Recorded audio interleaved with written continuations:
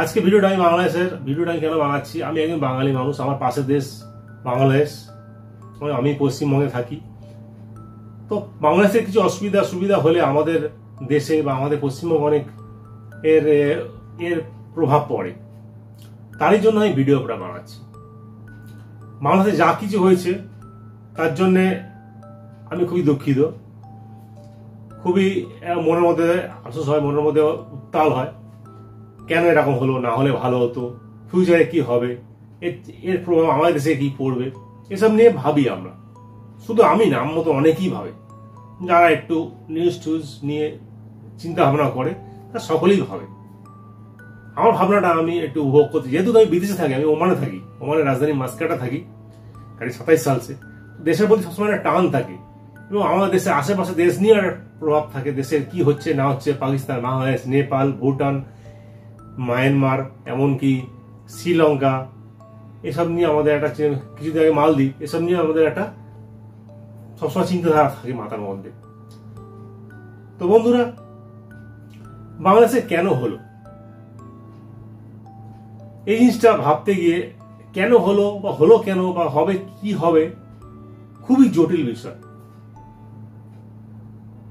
হয়তো আমাদের যিনি পাশের প্রধানমন্ত্রী ছিলেন, বর্তমানে এখন হয়তো ইন্ডিয়াতে আছে, আমাদের ভারতবর্ষে আছে, হয়তো অন্য কোথাও দেশে যাবে, তার কিছু ভুলও আছে, কিছু মানুষের চিন্তাধারা, আইডিওলজি যাকে বলে, সেটার পুরো কাজ করছে, কিছু বিদেশি তাকতও বলে অনেকে, বিদেশি প্রভাবও আছে, যার জন্য এই সিচুয়েশন হয়েছে। আজ বাংলাদেশে ছোট একটা আন্দোলন হয়েছিল, যেটা স্টুডেন্টরা করেছিল, কিসের জন্য না, আরক্ষণের ব্যাপারে, যে স্টুডেন্টদের আরক্ষণ তুলে দিতে হবে, সকলকে সমান যোগ্যতায় চাকরি বাকরি উন্নতি করে দিতে হবে।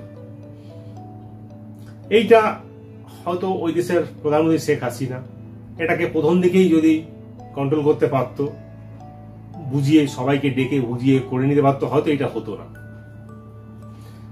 তারপরে এই আন্দোলনটা একটা বিরাট রূপ ধারণ করে, এর সঙ্গে পিছনের লোকের মদত ছিল, শুধু স্টুডেন্টরা ছিল না, এর সঙ্গে ছিল পলিটিক্যাল পার্টি ছিল, আমি কারোর নাম বলতে চাইছি না, আপনারা বুঝে যান, কিছু জেহাদি পার্টি ছিল, তারা এই ইয়েটাকে, আন্দোলনটাকে পিছনে মদত দিয়েছে, কিছু বিদেশি তাকতও ছিল, ফান্ডিংও ছিল।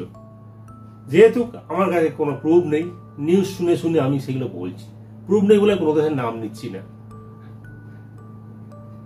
তাই আজকে বাংলাদেশে এই সিচুয়েশন, এই সিচুয়েশনের জন্য প্রচুর মানুষ প্রবলেমে আছে। সেই দেশের যারা বিভিন্ন পার্টি, যেমন সরকারের পার্টি ছিল, সে তারা অনেক প্রবলেমে আছে, অনেক মানুষ মারা গেছে, অনেকে মেরে দেওয়া হয়েছে। আবার যারা হিন্দু ছিল তাদেরকে অনেক প্রবলেম ফেস করতে হচ্ছে, অনেক মন্দির ভেঙে দেওয়া হয়েছে, অনেক মানুষকে জ্যান্ত জ্বালিয়ে দেওয়া হয়েছে। সব নিউজগুলো হয়তো বাংলাদেশ পাঠাচ্ছে না, বাংলাদেশের ইন্টারনেট হয়তো বন্ধ বা মিডিয়াকে কন্ট্রোল করা হয়েছে, কিন্তু সোশ্যাল মিডিয়ায় কেউ কন্ট্রোল করতে পারে না, সোশ্যাল মিডিয়ার মাধ্যম সব বেরিয়ে আসে। শুনে দুঃখ লাগে, শুধু দুঃখ লাগে না, যেখানেই প্রবলেম হোক এগুলো শুনলে আমার দুঃখ লাগে। আমরা সকলেই চাই বিদেশে থাকি, সকলে শান্তিতে থাকি আমরা। এরই জন্য আজকে আমি ভিডিওটা বানাচ্ছি, কেন হলো এরকম। তখন এটা যদি ছোট প্রথম থেকেই এটাকে যদি শেখ হাসিনা কন্ট্রোল করে নিতে পারতো, তাহলে হয়তো এটা হতো না। বা প্রত্যেকের কি দাবি দেওয়া হয়, সবসময় মিটিং করে নিয়ে, মনে করো যে কোনো প্রবলেম ছোট যখন প্রথমেই উঠবে, তখনই তুমি একটা গাছ পুঁতছো, সেই গাছটা ছোটবেলায় কন্ট্রোল করলে হয়তো দেখা গেল অনেক ক্ষতি করে কিছু গাছ। ছোটবেলায় যে বট গাছ ঘরের মধ্যে যদি তৈরি হয়, কোনটা ঘরের মধ্যে বট গাছ তৈরি হয়ে গেছে, তাহলে সেটা ছোটবেলায় উপরে ফেলে দাও, বা ওটাকে তুলে অন্য জায়গায় বসিয়ে দাও। তুমি যদি না করো, যখন বট গাছ অনেক বড় হয়ে যায়, তখন আর ঘর উপরে ফেলা যায় না, তখন গাছটা সমস্ত ঘরটাই নষ্ট করে দেয়। কেসটা ঠিক তাই হয়েছে। প্রথম থেকে কন্ট্রোল করলে এটা হতো না। তারপরে প্রথম থেকে যে সমস্ত উগ্রবাদী সংগঠনগুলো আছে, মৌলবাদী সংগঠন, জিহাদি সংগঠন, তাদেরকে কন্ট্রোল করলে আজকে হতো না। সেই তো হাসিনা সরকার থাকলো না, প্রথম থেকেই কন্ট্রোল করতে পারতো। থাকুক না থাকুক পরের কথা, আমি দেশটাকে শক্ত করি, মজবুত করি। দেশটা হয়তো ইকোনমিক গ্রো হয়েছে, কিন্তু মানসিক আইডিওলজিতে কোনো গ্রো হয়নি, তারই জন্য এই দশা। তারপরে ইলেকশনটাও তো ঠিক মতো করতে পারতো, যা 5 বছর তোমরা থাকবে, 5 বছর অন্য পার্টি থাকবে, বা সঠিকভাবে ইলেকশন হতো। এগুলো করলে মানুষের মধ্যে এত ক্ষোভ হতো না। আমি এখানে ওমানে আছি, ওমানে বাংলাদেশের বেশিরভাগ মানুষ 80% মানুষ 90% মানুষ আমি শেখ হাসিনাকে পছন্দ করতো না। আমি আমার সব মানুষ তো, আমি তো বাংলাদেশি মানুষের সঙ্গে অনেক বন্ধুত্ব হয়, আমার প্রচুর বন্ধুত্ব আছে, সকলে বলতো। কিছু মানুষ আওয়ামী লীগ মানে বাংলাদেশের সরকারের পার্টি তাকে সমর্থন করতো, তাদের নীতিকে পছন্দ করতো। যেহেতু সেই দেশের সরকার ভারতবর্ষকে ভালোবাসতো, ভারতে ইন্ডিয়াকে বেশি ভালোবাসতো, তার জন্য এই সব লোকগুলো ইন্ডিয়াকে অপছন্দ করতো। এটা ছাড়া আর কোনো কারণ আমি বুঝি না।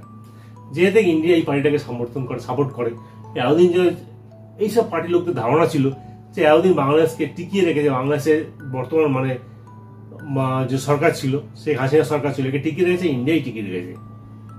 তারই জন্য ইন্ডিয়ার প্রতি একটা ক্ষোভ। এখানে ইন্ডিয়ার পয়েন্টটা দেখতে হবে। ইন্ডিয়ার পয়েন্ট হচ্ছে বাংলাদেশের যে সরকার ছিল তারা একটু মানে কি বলবো সাইকুলার পার্টি ছিল, অর্থাৎ সব ধর্মের লোকদেরকে নিয়ে চলাফেরা করবে এরকম একটা মানসিকতা পার্টি ছিল। তারই জন্য ইন্ডিয়াকে সাপোর্ট করতো। এবং প্রথম থেকে এই পার্টি বাংলাদেশ যখন তৈরি হয়েছিল, শেখ মুজিব যখন বাংলাদেশকে তৈরি করেছে, সেগুলো প্রথম হয়েছে, তখন থেকেই ইন্ডিয়াকে সাপোর্ট করে এসছে। ইন্ডিয়া মিলিটারি দিয়ে বাংলাদেশকে স্বাধীন করেছে। তো তখন থেকেই এই পার্টির সঙ্গে বাংলাদেশের ঘনিষ্ঠ সম্পর্ক, বন্ধুত্ব।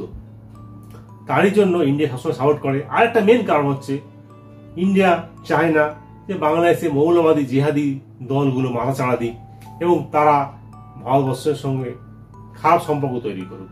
কারণ এইসব দলগুলোর মাইন্ডই হচ্ছে আমরা ছাড়া আর কেউই ভালো নয়, আমরা ছাড়া কারোর সঙ্গে মিশতে চাই না, আমরাই এই যে জিহাদি পার্টিগুলো আছে, জিহাদি দলগুলো আছে। এর জন্য আজ বাংলাদেশে এত ক্রাইসিস। আমাদের ইন্ডিয়াতেও আছে, জিহাদি দলগুলো আছে, কিন্তু তবু কন্ট্রোলে আছে, কিন্তু বাংলাদেশে কন্ট্রোলের বাইরে। এগুলো শেখ হাসিনা প্রথম থেকে কন্ট্রোল করা দরকার ছিল। বাংলাদেশ যে পার্টি আসুক, আমি মনে করি যে জিহাদি দলগুলোকে কন্ট্রোল করা দরকার। চাहे বিএনপি আসুক, আওয়ামী লীগ আসুক, এই দুটো পার্টি মেন বাংলাদেশে। আওয়ামী লীগ তো এখন চলে গেছে, নিশ্চয়ই বিএনপি আসবে বা ছাত্র সংগঠন নতুন কোনো পার্টি যদি গঠন করে, আমি মনে করি জিহাদি গ্রুপকে দমন করা বা কন্ট্রোল করা দরকার। নইলে বাংলাদেশ একদিন পাকিস্তান বা আফগানিস্তান হয়ে যাবে, বাংলাদেশ উন্নতি করার কোনো সম্ভাবনা থাকবে না। এটা আমার ধারণা। আমাদের দেশ খুব ভালো ডিসিশন নিয়েছে, ভারতবর্ষ ভালো ডিসিশন নিয়েছে। ওয়েট অ্যান্ড ওয়াচ, দেখি কি হয়, দেখি না। কারণ বাংলাদেশের চারিদিকে ভারতবর্ষ, তিন দিক ভারতবর্ষ, একদিকে বে অফ বেঙ্গল সমুদ্র মানে বঙ্গোপসাগর। তো সুতরাং বাংলাদেশ কখনোই ইন্ডিয়া ব্যতীত চলতে পারে না, এটা বাংলাদেশকে ভাবতে হবে। যতই জিহাদি করি, যতই বয়কট করি, যাইতে চাই কিছু করি, ইন্ডিয়ার প্রয়োজন পড়বেই পড়বে। বাংলাদেশের সঙ্গে পাশে একটা মায়ানমার আছে, মায়ানমারের সঙ্গে বাংলাদেশের সম্পর্ক ভালো না, বা দুজনের আইডিওলজি পুরো ডিফারেন্স। কিন্তু বাংলাদেশের আইডিওলজি, ইন্ডিয়ার আইডিওলজি মোটামুটি একই রকম, পাশের দেশ। বাঙালি উভয় দিকেই বাঙালি আছে, একটা পশ্চিমবঙ্গের বাঙালি, একটা বাংলাদেশের বাঙালি। সুতরাং একটা মোটামুটি মেলবন্ধন আছে। আমি আশা করব, আই হোপ যে ফিউচার বাংলাদেশ উন্নতির দিকে যাক। শুনছিলাম ডক্টর ইউনূস নাকি বাংলাদেশের প্রধানমন্ত্রী হবে, বা ওনার নেতৃত্বে যদি দেশটা যায় হয়তো ভালোর দিকে যাবে। কারণ উনি একজন নোবেল প্রাইজ প্রাপ্ত মানুষ, ওনার পৃথিবীতে নাম আছে, উনি হয়তো পড়াশোনা শিক্ষিত মানুষ, হয়তো দেশটাকে ভালোর দিকে নিয়ে যাবে আশা করছি। তবে শুধু উনি করলে হবে না, ওনার সঙ্গে তার যে মন্ত্রিমণ্ডল, তার যে সংগঠন, তাদেরকেও এই বিষয়ে সাহায্য করতে হবে। আশা করব এই যে যা মানে জিহাদি গ্রুপ, এইগুলোকে উনি যেন কঠোরভাবে কন্ট্রোল করে, তাহলে হয়তো বাংলাদেশ উন্নতির দিকে আগাবে। তো দোস্ত, আশা করি আপনারা সবাই প্রার্থনা করবেন, প্রে করবেন, দোয়া করবেন যেন বাংলাদেশে ভালোর দিকে যায়। কারণ বাংলাদেশ ভালো যাওয়া মানেই এই রিজনটা ভালো পথে যাবে, আমাদের পশ্চিমবঙ্গ উন্নতি হবে, গোলমাল হবে না। বাংলাদেশের গোলমাল পশ্চিমবঙ্গে চলে এসেছে, কলকাতায় অনেক মিছিল মিটিং আমি শুনেছি। যদিও আমি মনে করি আমার পার্সোনাল মতে এগুলো করার দরকার নেই, বাংলাদেশে হচ্ছে, আমাদের কেন কি দরকার। কিন্তু মনের একটা আবেগ আছে, সে আবেগের জন্য এগুলো হয়ে যায়। আমি আজকে ভিডিও কেন বানাচ্ছি বাংলাদেশের ম্যাটার নিয়ে, মনের মধ্যে একটা আবেগ থাকে, যেহেতু বাঙালি, ওরাও বাঙালি, আমরাও বাঙালি, ঠিক আছে, একই কথা, একই রকম খাই দাই, একই রকম কালচার আমাদের। তো আমরা এগুলোকে এই জন্যই আমরা করি। তো আপনারা আশা করি বুঝতে পেরেছেন এই ভিডিওটা বাংলায় করলাম। এইটাকে আমি আবার হিন্দিতে করবো, যারা অন্যান্য ভাষায় মানুষ মানে ইন্ডিয়ার মেনলি হিন্দি কথাবার্তা বলে তারা যাতে বুঝতে পারি, তাদের জন্য আমি এটা হিন্দিতে করবো। তো রাখছি, আমি লাস্টে বলবো আপনার ভিডিওটা ভালো লাগলে সাবস্ক্রাইব করবেন, দেখবেন আমার চ্যানেলে আসবেন। আমি এরকম ট্রেন্ডিং এর ভিডিও এখন থেকে বানানোর চেষ্টা করব। আমি মাস্কেট থেকেই বানানোর চেষ্টা করব। ট্রেন্ডিং এ কাউকে আমি দোষারোপ করবো না, কিন্তু চেষ্টা করবো বুঝাতে, ফিউচার যেন সকলের ভালো হয়। রাখছি, আমাকে আপনারা সাহায্য করবেন। আর লাস্টে বলবো জয় হিন্দ।